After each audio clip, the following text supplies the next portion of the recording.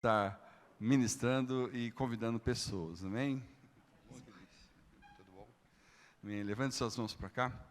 Obrigado, Senhor, pela vida do pastor Adilson, teu servo, que nesse momento que ele se dispôs a entregar a tua palavra, que ele seja o instrumento, o vaso, o canal do Senhor nas nossas vidas, ó Pai. Usa-o e fala conosco, prepara também o nosso coração para receber essa palavra como terra boa, aquela terra que é afofada para receber essa poderosa semente da palavra de Deus. Abençoamos o teu filho em nome de Jesus. Amém. Obrigado. Graça e paz, irmãos. Boa noite.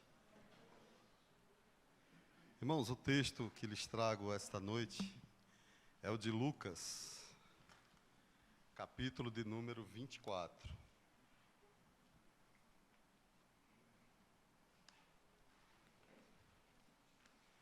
Depois de um momento de louvor tão maravilhoso, em que a gente é praticamente arrebatado, para junto ao trono de Deus, a gente fica feliz, porque sabe que o nosso culto tem chegado até a presença de Deus.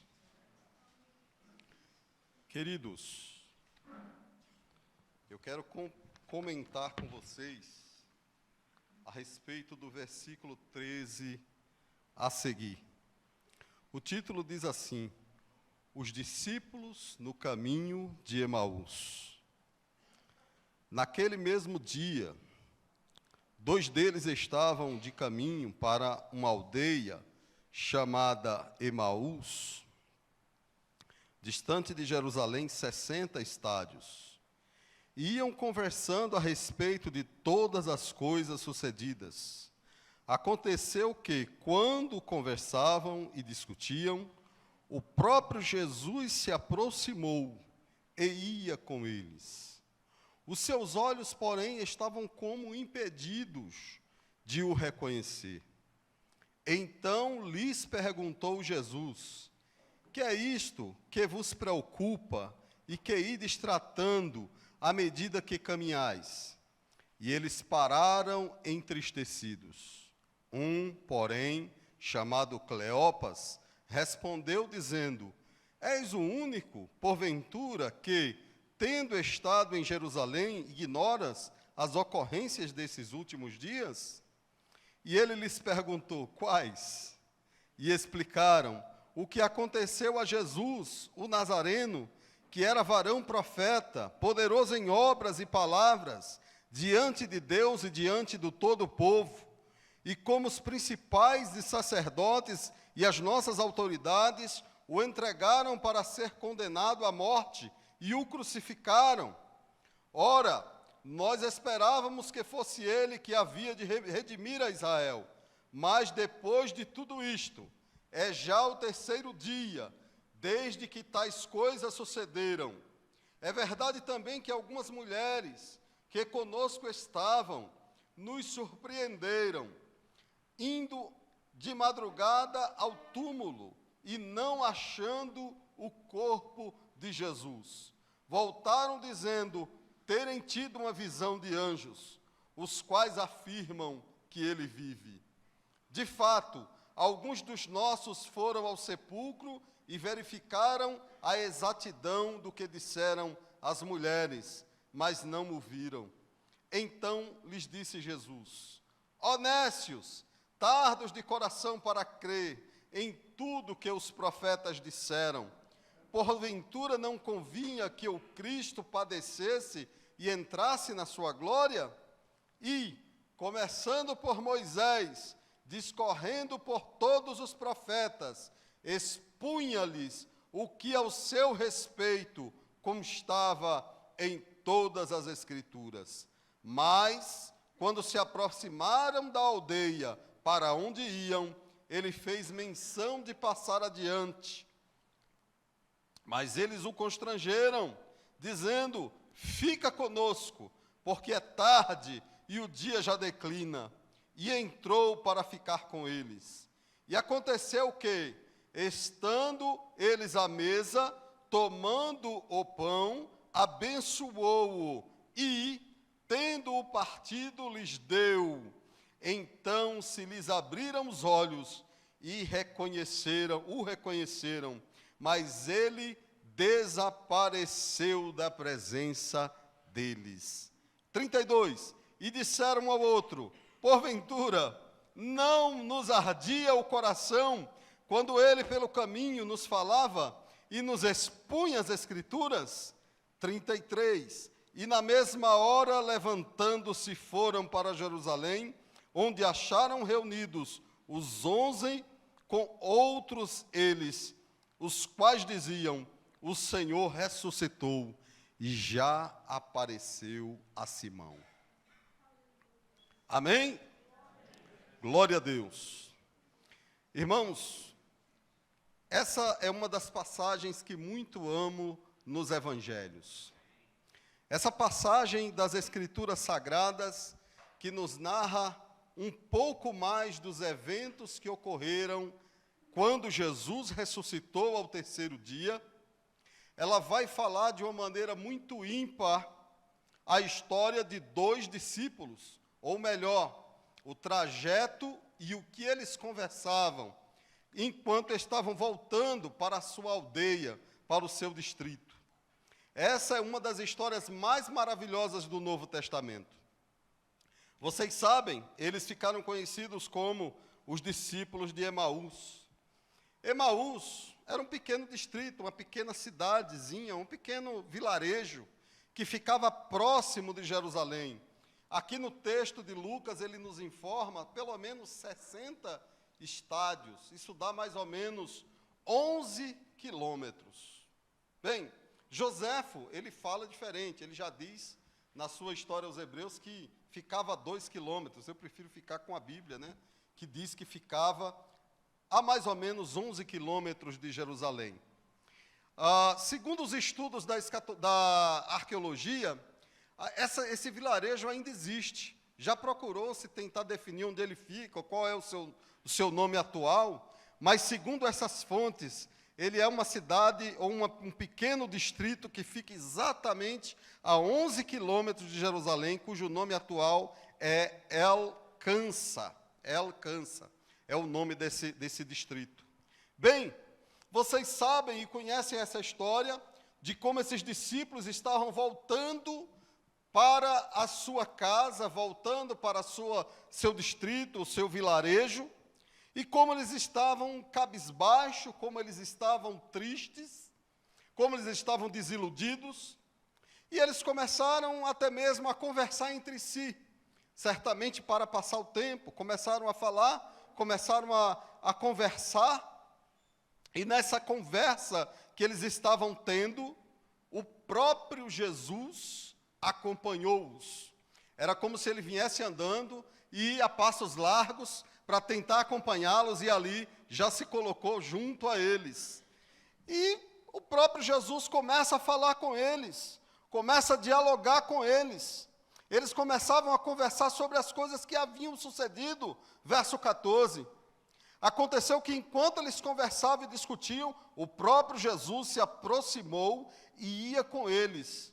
Os seus olhos, porém, estavam como que fechados, impedidos de ver, de reconhecer quem era aquele forasteiro, quem era aquele que estava com eles.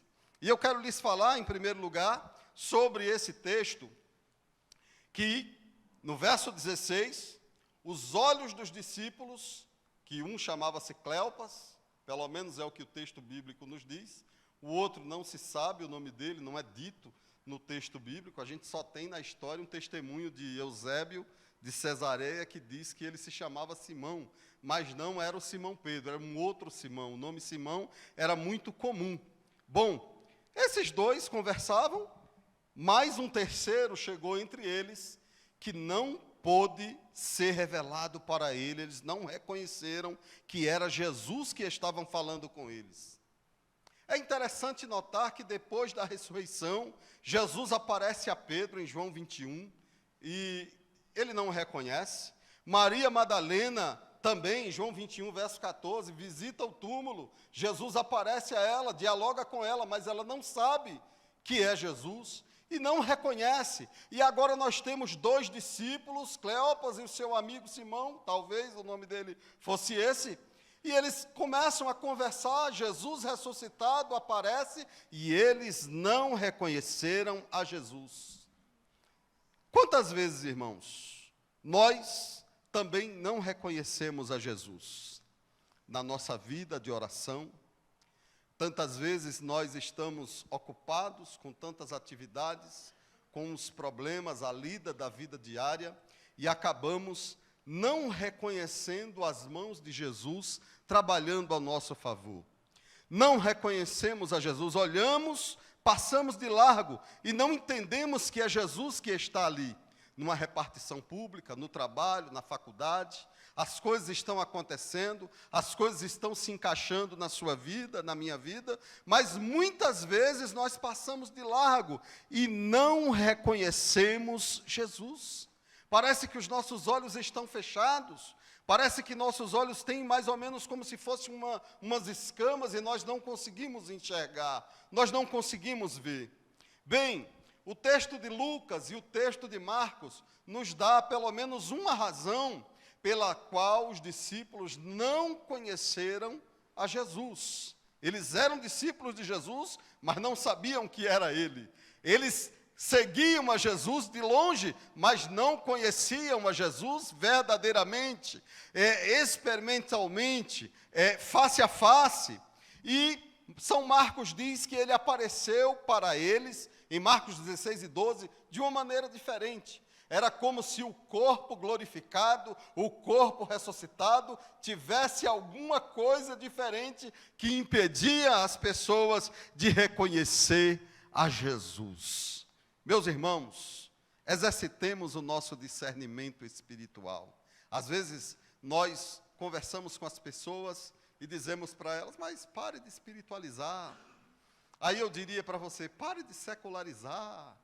Conheça que é Jesus que está trabalhando, conheça que é Jesus que está agindo, conheça que é Ele que está no teu lar, conheça que é Ele que está no teu trabalho, conheça que é Ele que fez o plano acontecer, conheça que é a mão dEle que está estendida sobre você e sobre a sua família, é Ele que está trabalhando, embora nós não sabemos, embora nós não reconhecemos. Uma outra característica interessante desse texto, no verso 21, ele vai conversar com Jesus ali do verso 18 por diante. Jesus pergunta, mas vocês estão conversando a respeito do quê? Né? Mas não, você é forasteiro, você não é daqui. O que está acontecendo? Você não soube onde é que você estava? Você é um marciano? Era mais ou menos o que eles estavam querendo dizer. Onde é que você estava? Você não tem TV em casa? Você não vê jornal? Você não abre internet? Você não está sabendo o que está acontecendo? E Jesus pergunta, mas que novidades são essas? Como se ele não soubesse. E eles explicaram, verso 19, o que aconteceu a Jesus, o Nazareno, que era varão profeta, poderoso em obras e palavras diante de Deus e diante dos homens, como os principais e sacerdotes o mataram, o crucificaram, ele foi condenado à morte e também à crucificação. Nós esperávamos, verso 21, que fosse ele, o Messias, que liberaria Israel do jugo romano. Com isso, eles estavam colocando para fora toda a sua desilusão. E a segunda coisa que eu percebo nesse texto é que eles estavam desiludidos. Nós esperávamos, nós achávamos, nós pensávamos, nós calculávamos, nós fizemos até o plano. Nós ouvimos o Zelote falar, nós estivemos com ele, olhamos para ele, ele tinha a característica do Messias, mas morreu, foi crucificado, tudo acabou, aleluia. Eles estavam desiludidos, mas encaravam Jesus, não como o portador da mensagem do amor de Deus, encaravam a Jesus como um libertador militar. Hoje, nós estamos vivendo em um país, e você com certeza sabe disso, melhor até do que eu, onde campeia, impera galopantemente a injustiça, onde temos leis sendo mudadas, onde temos uma política graçada por pessoas corruptas, onde temos um Senado corrupto, onde temos um Congresso Nacional corrompido, vendido, com poucas pessoas, contadas as pessoas, que você pode dizer, olha, esse aqui pelo menos se salvou, ou esse aqui está fazendo alguma diferença. De natureza que quando ligo o aparelho de televisão e vejo o jornal todos os dias eu vejo a injustiça, eu vejo a morosidade do judiciário, eu vejo o pobre sendo extorquido, eu vejo as pessoas sendo massacradas pela necessidade, e ninguém faz nada, e todo mundo acha que está tudo certo. Eu sei que é um momento difícil, e para completar a nossa situação aqui no Brasil, chega-nos notícia de uma guerra em Israel. Já não bastava a guerra da Ucrânia, onde milhares foram massacrados e mortos injustamente, agora tanta injustiça contra Israel, também injustiça do lado dos palestinos. De todos os lados nós vemos injustiça, meus amados, e ninguém fala a situação do amado estado do Rio de Janeiro.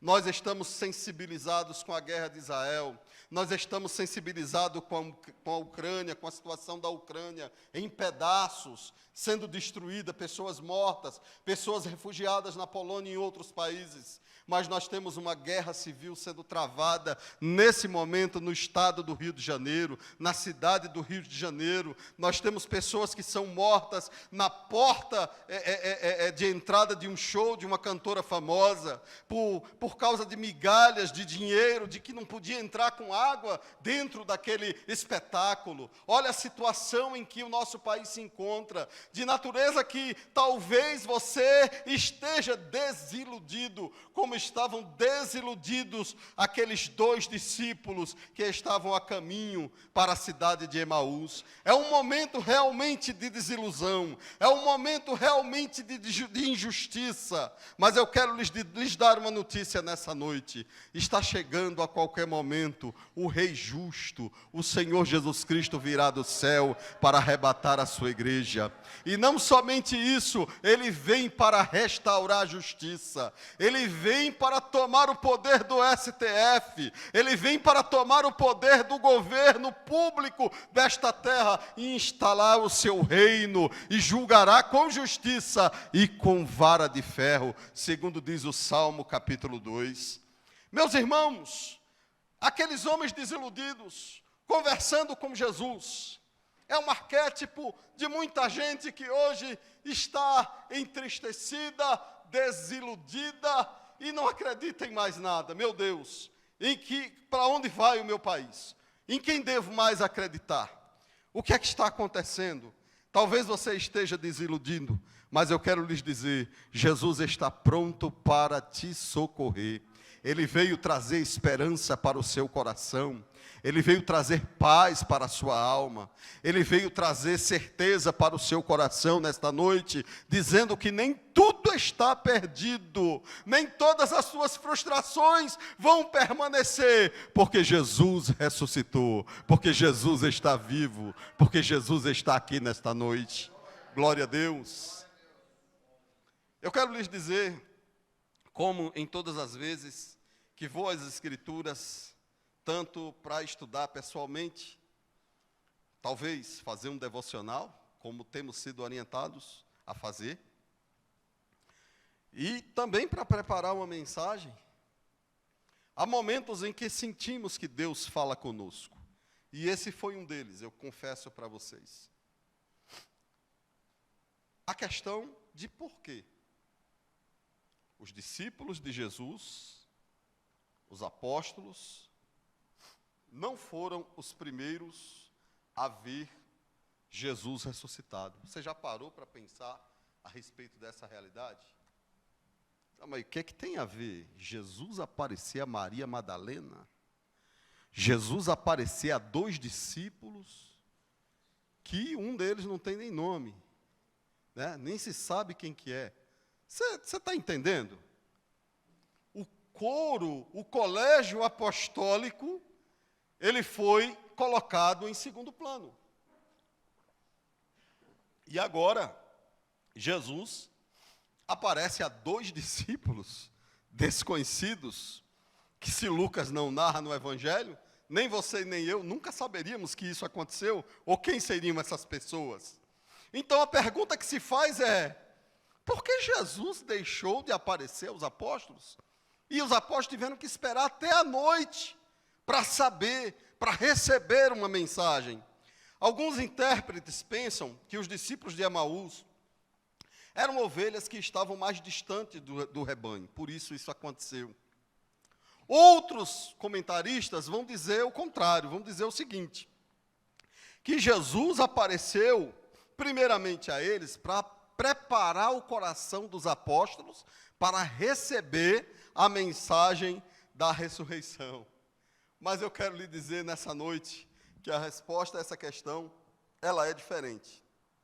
Jesus aparece aos discípulos por causa deles mesmos. Como assim? Por que Jesus apareceu a eles? Porque eles estavam precisando. Jesus apareceu a eles porque eles estavam frustrados. Por que Jesus apareceu a eles? Porque eles estavam desiludidos. E eu quero dizer uma coisa para você desiludido, desiludida nesta noite. Aleluia. Jesus ainda é o bom e fiel pastor que congrega todas as suas ovelhas. Ele olha não somente para o colégio apostólico, os escolhidos, os homens de ouro, aqueles que aparecem, os famosos. Não, Jesus olha para todos, e Ele olha para você que também não faz parte do colégio apostólico. Você que é desconhecido, aleluia, Jesus está olhando para você, porque Ele se importa até mesmo com os pequenos do seu rebanho. Glória a Deus! Que verdade maravilhosa, que verdade clarividente, que verdade que faz aquecer o nosso coração, saber que Jesus se preocupa conosco, saber que Jesus se preocupa com os discípulos de Emaús a ponto de aparecer para eles, de conversar com eles, de ensinar para eles, mesmo que eles não fizessem parte do colégio apostólico. Glória a Deus! Se você não faz parte do colégio apostólico, se você não é um dos escolhidos, mas pastor, nem pastor eu sou. Por que Jesus apareceria a você? Porque você também é uma ovelha querida do rebanho dele. Glória a Deus! E eu confesso, irmãos, que eu comecei a chorar em casa, lendo a respeito deste texto. O texto do versículo 21, lá de Lucas 24. Nós esperávamos que fosse ele, que fosse remir a Israel.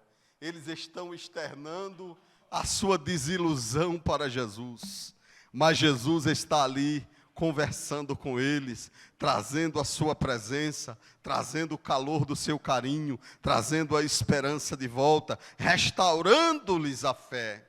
E aí, quando eles terminam de falar, eles começam a dizer, olha, na verdade, tem algumas mulheres aí, verso 23, que até contaram uma história que nos assombrou, nos deixou um pouco assombrados. Elas dizem que tiveram uma visão de anjo aí e dizem que ele está vivo. Glória a Deus.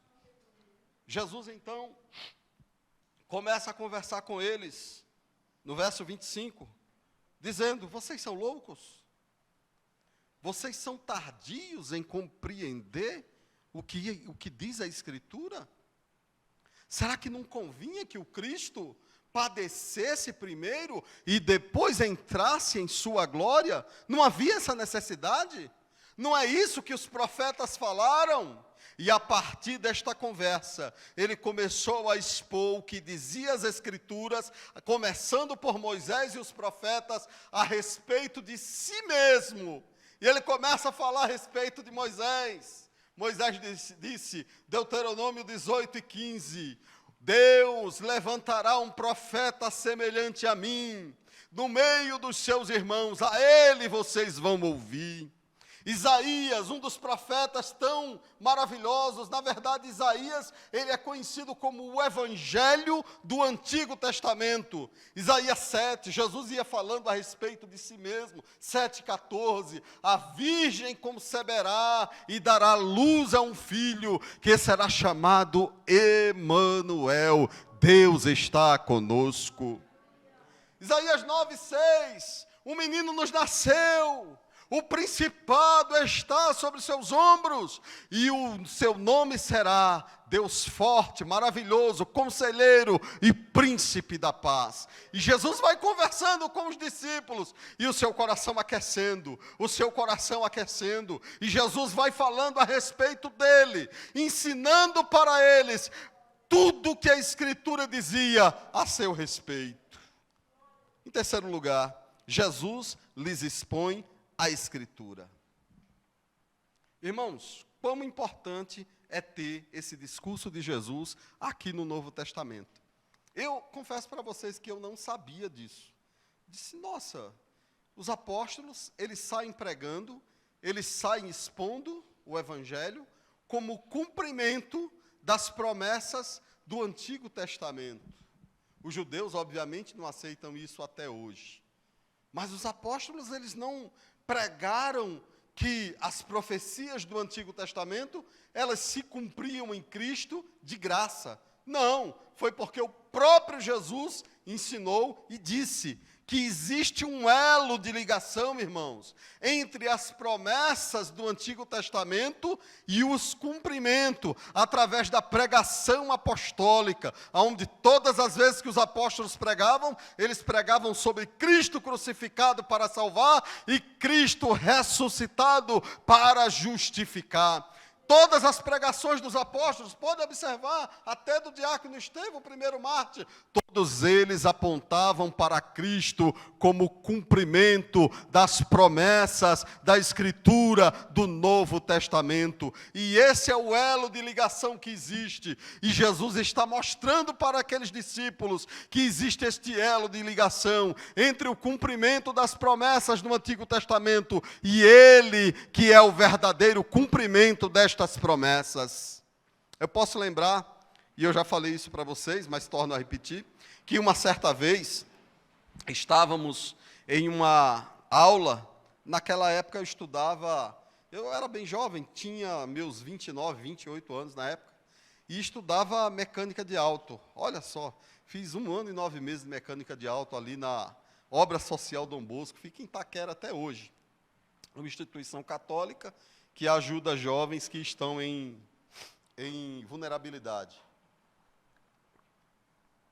E um dia, eu estava ali na quadra, pois era intervalo, né, entre as aulas, e fui chamado urgentemente à sala, às pressas, porque um amigo meu estava sendo interpelado, estava sendo perguntado para ele a respeito da razão da sua fé. E ele estava sem palavras, ele não estava conseguindo se sobressair. E o professor, ele era um ímpio terrível, ele tinha trejeitos de ateu naquilo que ele falava. E eu me lembro até hoje que eu entrei naquela sala, tinha vários motores desmontados ali, a gente estudava isso. E quando me encaminhei à sala de aula, eu encontrei a seguinte cena. O meu amigo estava no meio, cercado por uma multidão de alunos, umas 15 ou 16 pessoas, 17, 18 pessoas, não sei, e todos ali caçoando dele. E quando o professor me viu chegar, ele disse para mim a seguinte palavra: Adilson, está aqui, já perguntou, o Adilson chegou aqui, ó. Já perguntamos para o Juscelino, mas o Adilson, ele vai saber nos esclarecer, porque nós não acreditamos na Bíblia, e a Bíblia não é a palavra de Deus. E ele disse para mim, assim, eu me lembro até hoje o que ele falou. Ele disse: Adilson, você é uma pessoa muito culta, você não vai acreditar nessa lenda, né? Nesse mito, isso é um mito. E agora? E se fosse com você? O que é que você faria? O que você diria? Irmãos, tem hora que o Espírito de Deus, ele nos dá a revelação, ele nos dá a palavra rema necessária para uma determinada situação. Não dava tempo pegar a Bíblia para estudar, concorda? Não dava tempo abrir a lição da escola dominical, procurar uma resposta ali e trazer. Tinha que ser no ato. Mas na hora, me aclarou a mente justamente esse ponto, a questão das profecias do Antigo Testamento. E aí eu respondi, professor, e todos olhando para mim. Professor, eu vou responder a sua pergunta em alto e bom som. E todo mundo olhando, olha só, o que é que vai vir daí?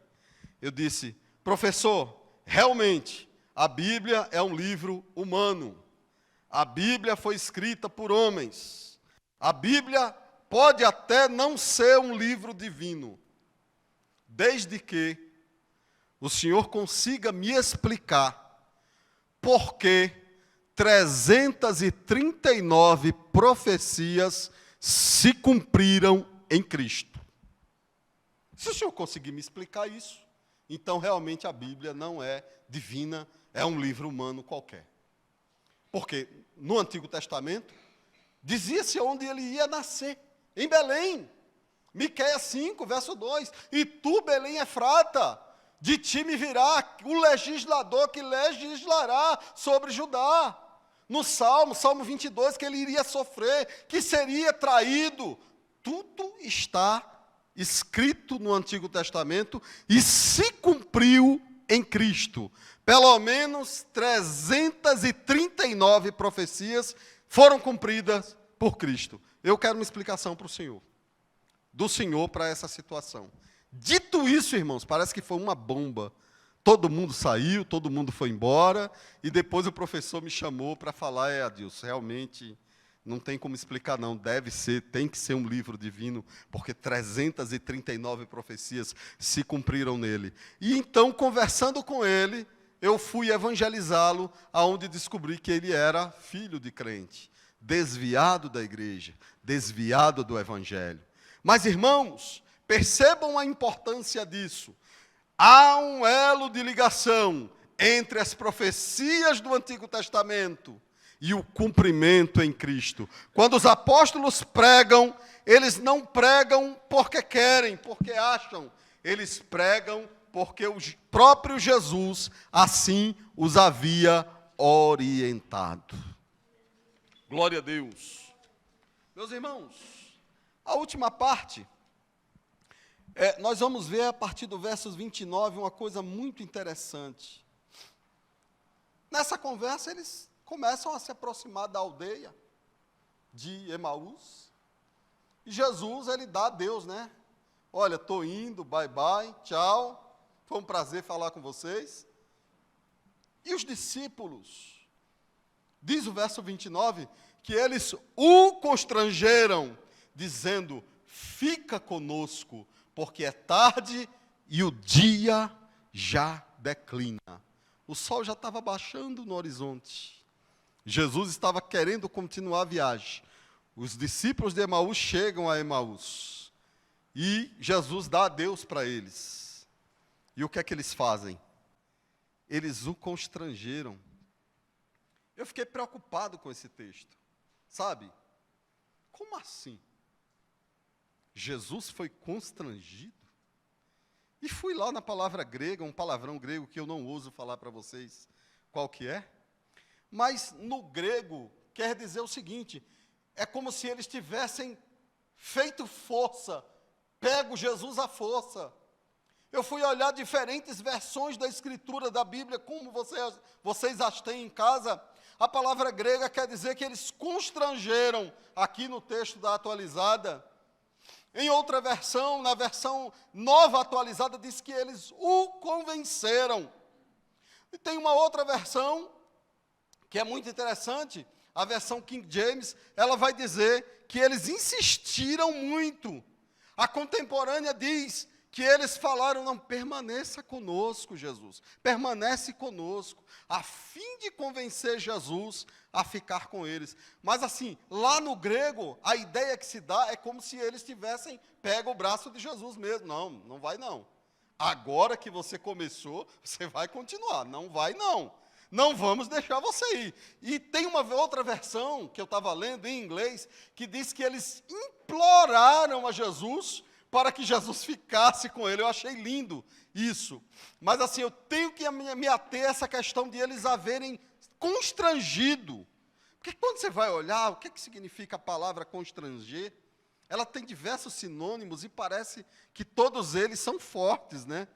Quer dizer, obrigar, é coagir, é compelir, é compulsar, é forçar, é impelir, é impor, é levar.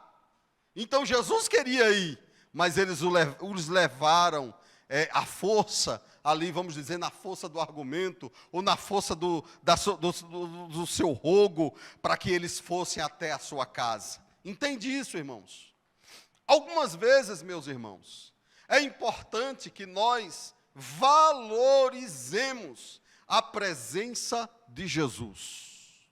Aliás, todas as vezes, é necessário que nós valorizemos. Valorizemos o nosso culto.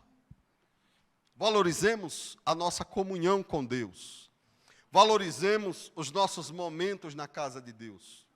Valorizemos o nosso devocional. Valorizemos o nosso momento de oração. Valorizemos o momento em que Deus fala conosco, através de um hino, através da profecia, através da escritura, até abrindo a Bíblia. Aliás, é uma maneira muito fácil de você ouvir a Deus. É através da escritura. Abra a escritura na sua casa, você vai ouvir Jesus falar com você. Veja estes discípulos e tome deles o exemplo. Eles valorizaram a presença de Jesus de natureza que praticamente o forçaram.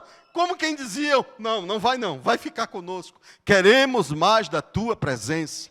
Queremos mais da tua presença. Estamos com sede da sua presença. Estamos com sede da sua glória. Estamos com sede da sua manifestação.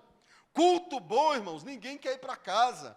Culto bom que impacta o coração, que o coração treme, que nós ouvimos Deus, que nós sentimos Deus, que nós interagimos com Deus. Não dá vontade de ir para casa, não dá vontade de parar. Aliás, deixa eu lhes dizer, o que acaba não é o culto, o que acaba é o horário aqui da reunião, né? A reunião vai finalizar daqui a pouco, mas o nosso culto permanece.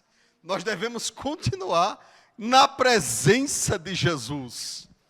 E algumas vezes, para fazer isso, às vezes é difícil.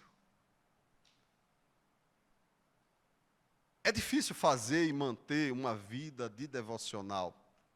É ou não é? É difícil. Ou a gente não lembra, ou já levanta para a correria do trabalho, ou já levanta para cuidar da família, ou para resolver um problema, ou para comprar o pão que faltou. Não é verdade? No outro dia nós já nos dedicamos direto às atividades.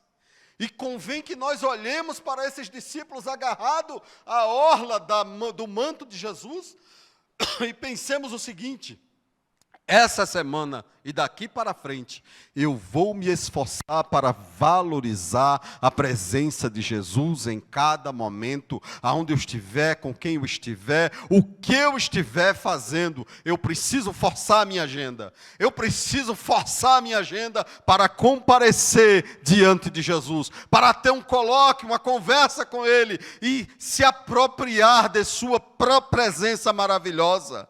Precisamos fazer algum esforço para manter a nossa vida espiritual. O que é esse esforço? Pode ser o culto de quarta-feira, que às vezes o sofá nos chama, a cama nos pede para deitar, e a gente não vem. Quem sabe esse esforço pode ser a sua presença na escola dominical, que você precisa ser instruído, ser ensinado como esses discípulos foram pelo próprio Jesus. Eu não sei. Enquanto eu estou pregando aqui, eu tenho certeza que o Espírito Santo está comunicando aos seus corações, a cada um de vocês, em que área da vida você precisa se esforçar para valorizar a presença de Jesus. Glória a Deus. Eu estou finalizando, irmãos. Convém dizer, em último lugar, que os seus olhos se abriram. Jesus entra, né, para a casa deles. E é interessante que Jesus não era o anfitrião daquela reunião, mas ele acaba se tornando o anfitrião da reunião. Eu fiquei lendo o texto e dando risada comigo mesmo, como Jesus toma a primazia de tudo, e glória a Deus por isso, né, irmãos? Eu fiquei lendo e dando risada comigo mesmo, mas como é que pode? Chega na casa dos outros, e pega o pão da mesa, e dá graças, e ora. Ninguém te deu autorização, e ele faz isso, irmãos. Eu fico pensando, né? Eu fiquei lembrando do GF, às terças-feiras, e sempre lá, a gente não vai dentro da casa da irmã, para pegar a comida e colocar na mesa. Não, a gente espera que ela, né, vá ali educadamente com um outro irmão e nos traga, né, nos sirva, porque ela é a anfitriã. Mas perceba que aqui foi diferente. Jesus, ele pega o pão, ele dá graças. E no momento que Jesus dá graças, os seus olhos se abrem. Glória a Deus. E eles reconhecem que era com Jesus que eles estavam jantando. Era com Jesus que eles estavam ceando. Aleluia. Que glória, que maravilha. E Jesus some diante da presença deles, desaparece. Quando eles reconhecem, Jesus some. Não se sabe como é que ele foi reconhecido, né? Já que de primeiro eles não notaram que estavam falando com Jesus. Alguns estudiosos dizem que eles, no momento que ele pegou o pão, apareceu a marca dos cravos nas suas mãos e eles reconheceram que Jesus era aquele, aleluia, que estava jantando com eles. O que eu não daria para estar presente naquela cena, irmãos, de jantar na presença de Jesus, de ver ele partir o pão, de ver ele dar graças e orar. Glória a Deus por isso. Por isso que nós precisamos, irmãos, aleluia, valorizar a presença de Jesus a cada dia em nossa vida. Os seus olhos se abriram. Agora eles podiam reconhecer a Jesus. Eles reconheceram, aleluia, a Jesus no momento daquela cerimônia. Vocês sabem que durante estes dias, principalmente agora, em novembro também, nós estamos meditando em expressões de sabedoria e ensinamentos do David Cornfield, no livro O Líder que Brilha.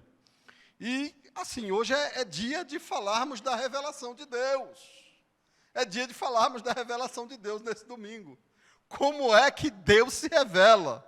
Irmãos, entenda que Cornfield ele faz o seguinte, diz que Deus revela três coisas. Em primeiro lugar, ele revela a si mesmo.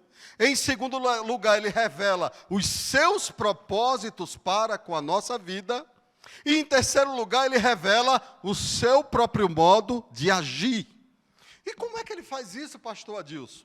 David Cornfield ele diz o seguinte, ele se revela, em primeiro lugar, através do Espírito Santo de Deus. Eu tenho certeza que nessa noite, através deste culto, o Espírito Santo de Deus está falando e se revelando em cada coração. A segunda maneira é por meio da Bíblia.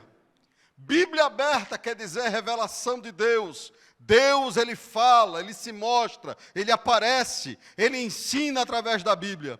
Em terceiro lugar, ele se revela por meio da oração. Se eu oro, Deus se revela. Eu ouço Deus falar comigo. Mas se eu não oro, aí eu vou ter um problema. Porque Deus vai continuar sendo um estranho e eu não vou reconhecer a Jesus. Em quarto lugar, ele se revela através das circunstâncias da nossa vida. Deus ele vai se revelando, meus irmãos. Através dos acontecimentos, do que está acontecendo. E por último, ele se revela através da igreja. Você sabia que a igreja, ela é uma vitrine da sabedoria de Deus? É através da igreja que a sabedoria de Deus é mostrada ao mundo. Louvado seja o nome do Senhor. Agora, meus irmãos, os discípulos de Emaús receberam esta revelação. Eles falaram com Jesus, Jesus abençoou o pão, seus olhos se abriram. E aí, eles começaram a falar, mas como era bom, né? A presença de Jesus. Não nos ardia o coração quando ele falava conosco e discorria conosco a respeito das Escrituras, o nosso coração ardia em sua presença. Eles tiveram ciência de que a história que as mulheres contaram era realidade, porque eles viram a Jesus ressuscitado. E eles não podiam guardar essa mensagem. Em último lugar, eles saem de novo. Eles abandonam o lar, abandonam a casa. E no meio da noite, eles voltam para Jerusalém. Agora fazer 11 quilômetros de volta.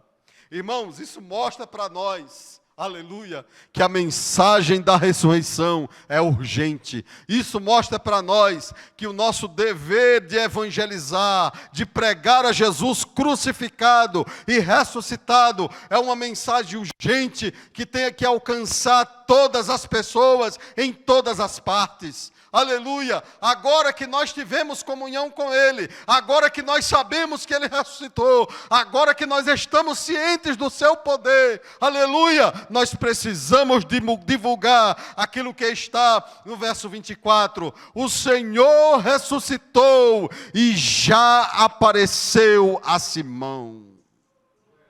Glória a Deus. Que você e eu possamos ser como esses discípulos de Emaús e olhar para Jesus, reconhecê-lo em nossa vida, valorizar a sua presença e sentir em nosso coração como é urgente a pregação do Evangelho e fazer a nossa parte. Amém? Que Deus nos abençoe em nome do Senhor Jesus. Obrigado.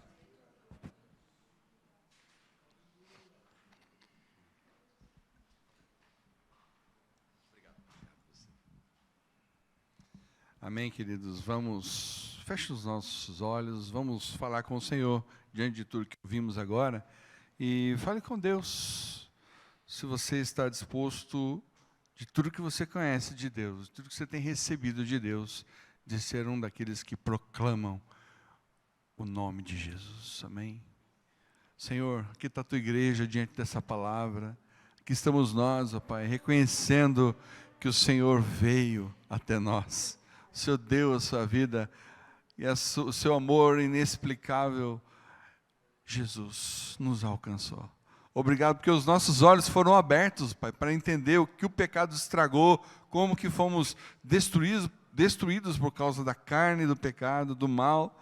Mas obrigado porque lá na cruz o Senhor mudou a nossa história. Obrigado, Jesus.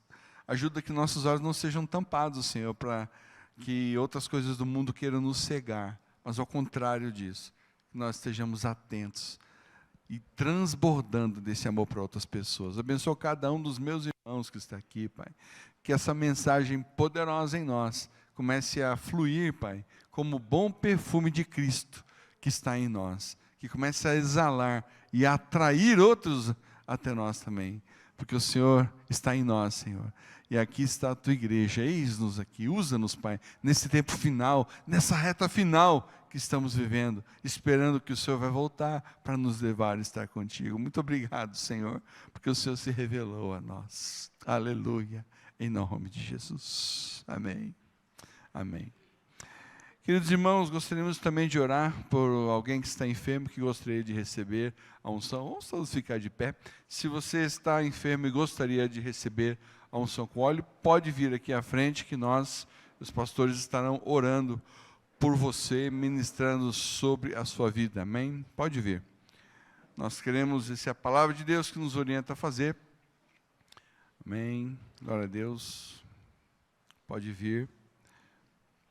Aleluia. E nós, como igreja, vamos abençoar esses queridos que precisam da intervenção do Senhor. Pastores, por favor, estejam nos ajudando aqui. Irmãos, levante suas mãos aqui para frente. Vamos abençoar esses queridos que precisam da intervenção. Amém?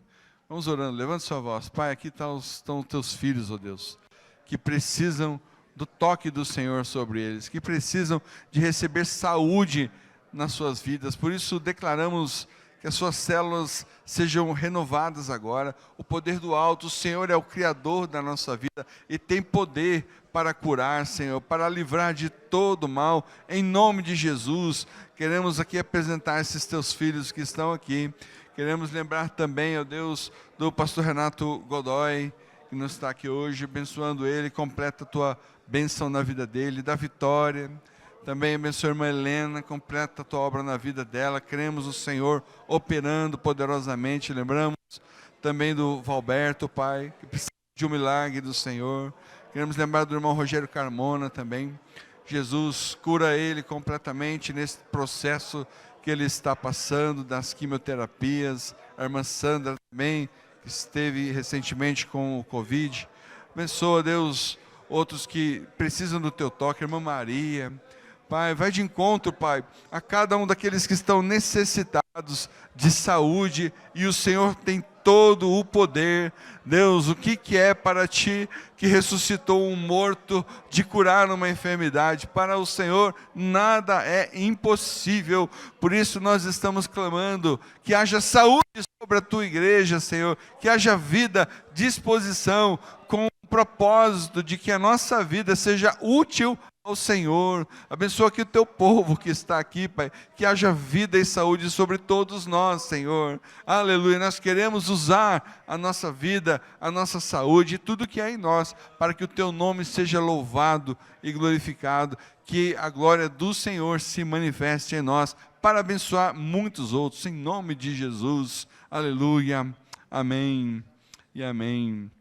Glória a Jesus. Amém. Glória a Deus. Queridos irmãos, somos agradecidos por você que veio aqui.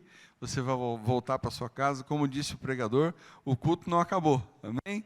Você vai embora, mas o culto continua. E tem que continuar mesmo, durante toda a semana. E nós convidamos você a participar conosco do GF, terça-feira, no culto. As irmãs, os irmãos que puderem, na tarde da bênção, quarta-feira.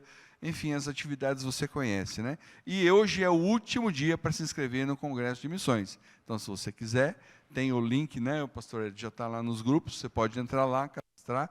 Então, a partir de amanhã já vai ser encerrada as inscrições, tá bom? Nosso pastor está em viagem, junto com o pastor Demétrio, né? Que você lembre de orar por ele, estão ministrando a palavra de Deus em outro local. Muito obrigado, Senhor, por esse tempo juntos na tua casa, pela ministração da tua palavra. Obrigado por tudo que aqui aconteceu. Nós esperamos de verdade que o Senhor tenha se agradado, Pai, do culto que prestamos ao Senhor. Porque o objetivo principal é o Senhor se agradar do que aconteceu aqui. Porque, na verdade, nós já fomos tão abençoados, vamos sair abençoados, acompanhados pelo Senhor. E te pedimos que toda a nossa vida seja esse culto agradável ao Senhor. Guarda-nos quando voltamos para as nossas casas, livra de todo mal. Que a graça de nosso Senhor e Salvador Jesus Cristo, e o amor de Deus, o nosso Pai, as consolações do Espírito Santo estejam conosco hoje e eternamente. Amém. Amém. Que Deus o abençoe.